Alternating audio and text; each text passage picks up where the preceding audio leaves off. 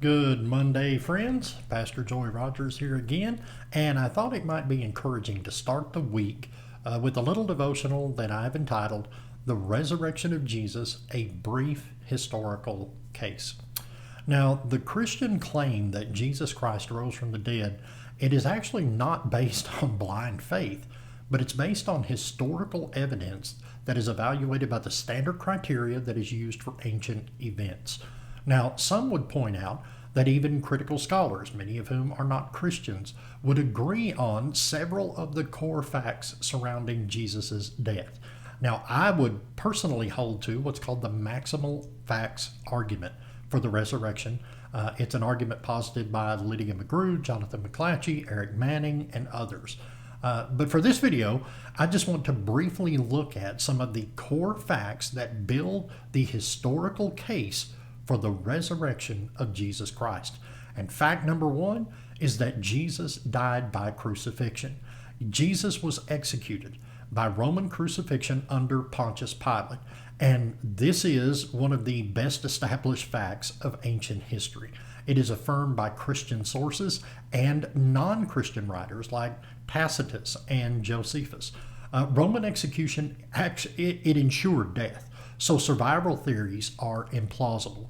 Therefore, the crucifixion becomes a foundational core fact in the historical argument for the resurrection of Jesus.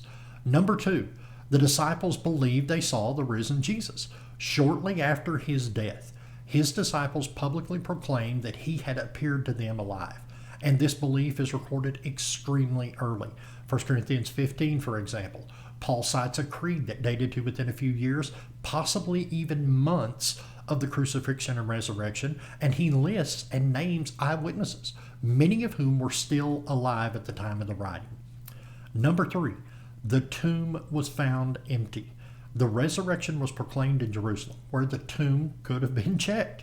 The empty tomb is supported by multiple lines of evidence, including the testimony of the women as the first eyewitnesses, which would have been an embarrassing and unlikely invention in that culture. And the enemy explanation that the body was stolen, that is actually an implicit admission that the tomb was indeed empty. Number four, the disciples were radically transformed. After Jesus' death, these disciples went from being fearful deserters to becoming bold witnesses for Jesus. They willingly suffered persecution and some faced death. Now, people may die for beliefs that they think are true, but not for a lie that they knowingly invented. So this strongly supports their sincerity and the resurrection. Number five, skeptics and enemies were converted. James, Jesus' brother, was initially skeptical, but he became a leader in the early church after an appearance of the risen Jesus. We could look at the Apostle Paul, who was a violent persecutor of Christians, but he was converted after claiming to encounter the risen Christ. Now, these conversions are difficult to explain apart from a powerful resurrection experience. Number six, alternative explanations fail. For example, hallucinations. They do not account for group appearances, for the empty tomb, or the conversion of enemies. Conspiracy theories all fail due to a lack of motive and the disciples' willingness to suffer. Legends cannot develop in such a short time frame while so many eyewitnesses are still alive. Also, the resurrection appearances support a literal bodily resurrection as Jesus intimately interacted with and even ate with those that he appeared to. So in conclusion, when we look at all of the historical data, when they're considered all together, the resurrection of Jesus provides the best explanation of the data. It has greater explanatory power, coherence, and plausibility than any competing naturalistic theory.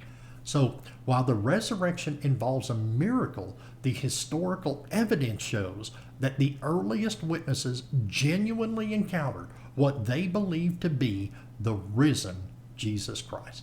Now, if you're still not convinced of the resurrection of Jesus, and if you'd like to talk one-on-one via video chat with a biblical scholar about the evidences for the resurrection, I want you to visit talkaboutdoubts.com. You can fill out the secure contact form, and someone from the ministry will contact you and connect you with one of the many academics and scholars that volunteer for the ministry. That's talkaboutdoubts.com. Once again, I'm Pastor Joey Rogers, and I pray that you all have a blessed and wonderful rest of your week. And if you don't have a faith community that you regularly gather with for worship, we would absolutely love to have you join us at Means Baptist Church. And you can check us out online at meansbaptistchurch.org. That's meansbaptistchurch.org. So until next time, God bless, and may the peace of the Lord be with you all.